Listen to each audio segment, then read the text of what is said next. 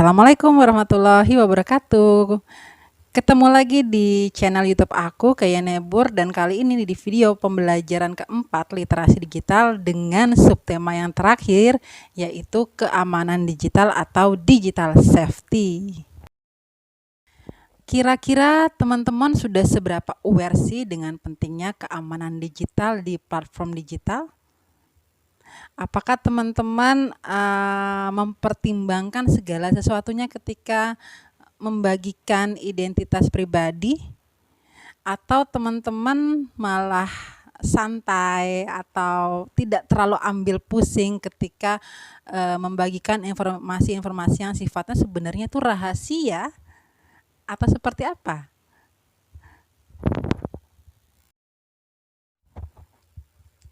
Jadi teman-teman, di pilar yang keempat milik Kominfo yaitu berbicara tentang keamanan digital.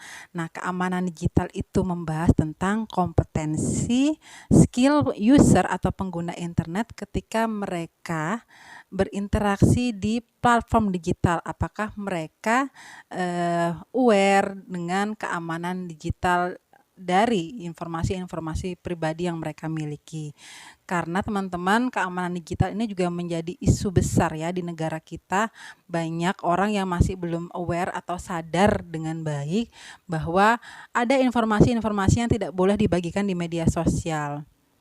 Ya, apalagi kemarin ketika vaksin COVID yang pertama itu banyak banget yang posting sertifikat pasca vaksin COVID. Ya, sebenarnya itu menunjukkan sesuatu yang positif ya kalau kita lihat secara dangkal, tapi ternyata ada banyak pertimbangan-pertimbangan yang harus kita ketahui sebelum memposting hal-hal semacam itu. Apa resiko-resiko yang akan terjadi? Nah, di sini kita coba untuk mengurai kira-kira informasi mana sih yang harus diposting, informasi mana yang sebaiknya kita simpan dan kita tidak bagikan di platform digital.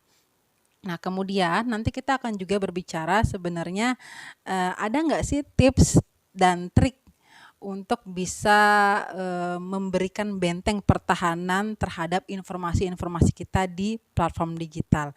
Kira-kira kalau dari teman-teman tips apa ya yang paling sering kalian pakai untuk bisa memberikan benteng pertahanan terkuat nih untuk seluruh data kalian yang ada di platform digital? Keamanan digital adalah sebuah proses untuk memastikan penggunaan layanan digital baik secara daring maupun luring dapat dilakukan secara aman. Tidak hanya untuk mengamankan data yang kita miliki, melainkan juga melindungi data pribadi kita yang bersifat rahasia. Nah, jadi pada saat kita bertransaksi secara virtual, seperti apa sih kita sudah mampu mengamankan data-data kita dari transaksi-transaksi virtual.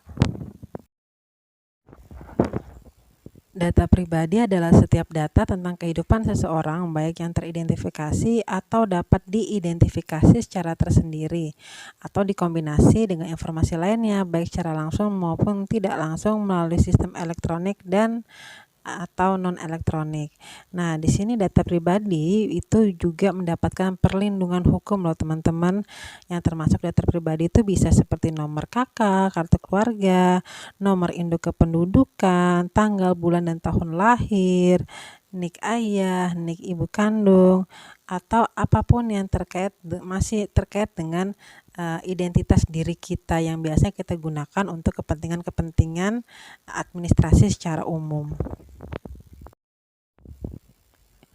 Identitas digital dibagi menjadi dua. Yang pertama, identitas terlihat seperti nama akun, foto profil pengguna kita di Instagram misalnya, deskripsi pengguna, ataupun identitas yang tercantum dalam akun.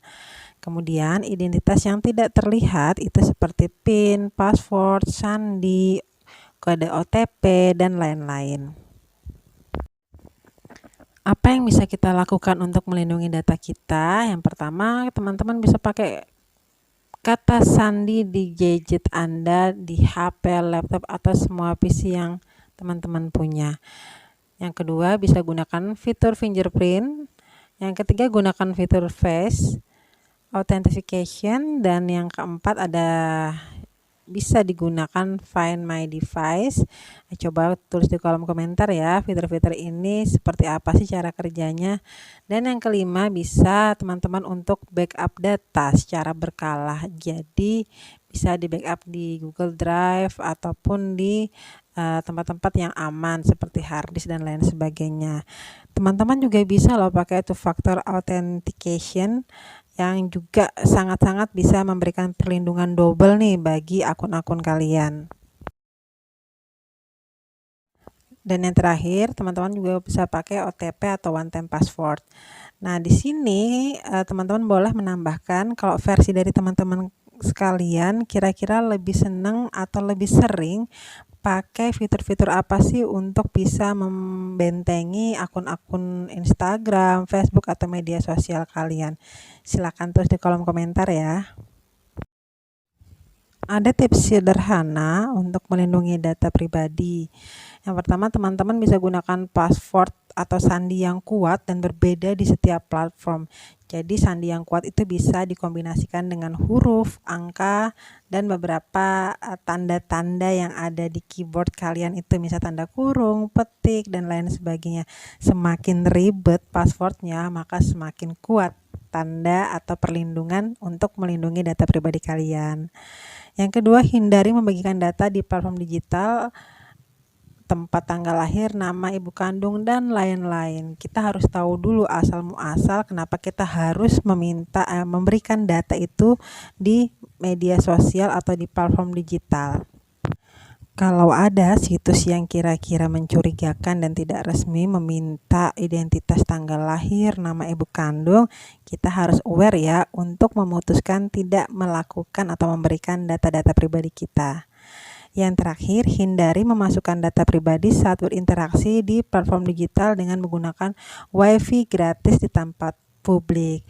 Ayo, kira-kira kenapa sih kita harus berhati-hati pada saat menggunakan WiFi gratis di tempat publik? Bisa share di kolom komentar ya. Oke, itu tadi penjelasan tentang keamanan digital.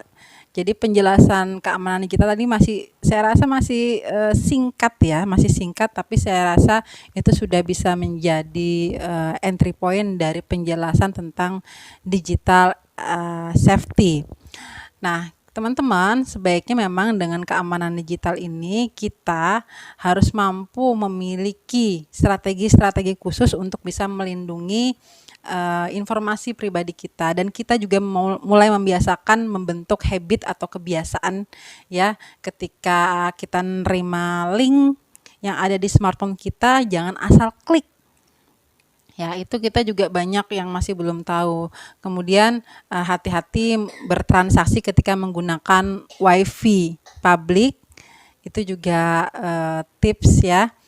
Dan yang terpenting adalah kita membangun kesadaran kita sendiri dari sekarang bahwa ternyata dengan kita berselancar di media sosial atau di aplikasi-aplikasi digital lainnya itu belum terjamin keamanannya secara 100%.